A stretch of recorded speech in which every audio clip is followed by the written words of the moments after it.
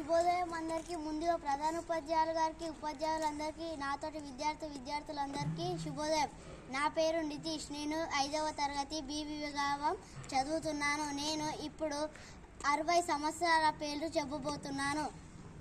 ప్రభవ, విభవ, శుక్ల, ప్రయోదూత, ప్రజోత్పత్తి, అంగిరస, శ్రీముఖ, భావ, యువ, దాత, ఈశ్వర, బహుధన్య, ప్రమోది, విక్రమ, వృష, చిత్రభాను, స్వభాను, తారణ, పార్థివ, వ్యాయ, సర్వజిత్తు, సర్వధారి, విరోధి, వికృతి, కర, నందన, విజయ, జయ, మన్మత, దుర్ముఖి, విలంబి, వికారి, శార్వరి, ప్లవ, శోభకృతు, క్రోధి, విశ్వవాసు, పరభవ,